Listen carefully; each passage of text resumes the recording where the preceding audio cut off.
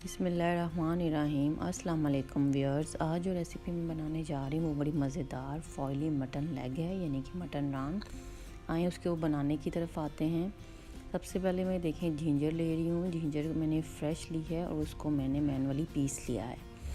पीसने के बाद मैं यहाँ पे अब मटन का मैंने यहाँ पे लेग पीस लिया है एक, यानी कि रान 1 kg के साथ ही मैंने जिंजर और गार्लिक पेस्ट में 1 टेबलस्पून भरकर डाल दिया है और नमक डाला है इस पे जायका, सूखा धनिया पाउडर 1 टीस्पून, हल्दी 1/2 टीस्पून, लाल मिर्च का पाउडर 1 टेबलस्पून डालकर इसको अच्छे से लगा लेना है आपने दोनों साइड्स पे और उसको मैरिनेट कर 4 से 5 घंटे के लिए रख देना है, यानी कि 4 to 5 आवर्स।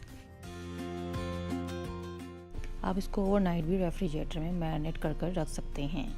ये तकरीबन इसको 5 आवर्स कंप्लीट हो चुके थे। मैंने रेफ्रिजरेटर से इसको निकाला है, देखिए मैरिनेट हो चुका है। अब मैं इसको प्रेशर कुकर में पका रही हूँ। आप चाहे तो विदाउट प्रेशर कुकर भी इसको पका सकते हैं। मैंने कोई 500 ml इसमें पानी डाला है।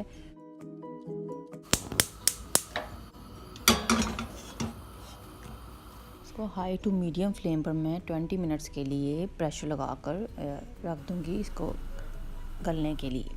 साथ ही मैंने पैन लिया है, हमने मैक्रोनीस बनानी है। मैंने इसमें नमक और ऑयल डालकर मैक्रोनीस 200 ग्राम्स मैंने ली हैं, बॉईल कर लेनी है। इसके साथ ही वेजिटेबल्स भी लेनी है। हमने मिक्स वेजिटेबल्स ली हैं यहाँ पर, उसको मैंने थोड़ा सा बटर और पिंच ऑफ शुगर डालकर बॉईल कर लिया है। और साथ ही पोटैटोज़ लिए मैंने माइक्रोवेव में, इसको 4 मिनट्स के लिए लगाया और ये हमारे पोटैटो भी टेंडर हो चुके हैं। ये अब 20 मिनट्स कंप्लीट हो चुके थे और फ्लेम ऑफ़ कर फिर मैंने इसको ओपन किया और ये देखें ये टेंडर हो चुका है, तकरीबन ये गल चुका है। और मैंने इसको कढ़ाई में निकाल कर मीडियम फ्लेम पर रख दिया है। मैंने बॉल लिया, 2 टेबलस्पून योगर्ट लिया, उसमें गरम मसाला पाउडर 1 टीस्पून और ज़ीरा मैंने 1 टेबलस्पून पैन में डालकर रोस्ट कर लिया था और इसको पाउडर बना लिया, वो मैं 1 टीस्पून इसमें डाल रही हूँ। साथ ही मैंने 2 टेबलस्पून इसमें ऑयल डाला है और इसको हमने मिक्स कर अब हमने मटन लेग पर डाल देना है। यह डालने के बाद मैंने यहाँ पे मीडियम टू लो फ्लेम रखी हुई है और इसको अच्छे से हमने मिक्स किया लेग के ऊपर और साथ ही मैंने इसमें केचप डाल दी है। केचप मैंने यहाँ पे 2 से 3 टेबलस्पून तकरीबन मैंने डाली है और साथ ही चिली गार्लिक सॉस है जो मैंने यहाँ पे 1 टेबलस्पून भर के वो डाला है और अच्छे से इसको मिक्स कर लिया है। साथ ही मैं यहाँ पे पानी डाल रही हूँ। मैंने तकरीबन 2 से 3 टेबलस्पून ये पानी होएगा जो मैंने डाला है। इसको हमने थोड़ा सा पकाना है ताकि ये अच्छे से इस पे लग जाए और दही है जो वो भी अच्छे से भून जाए।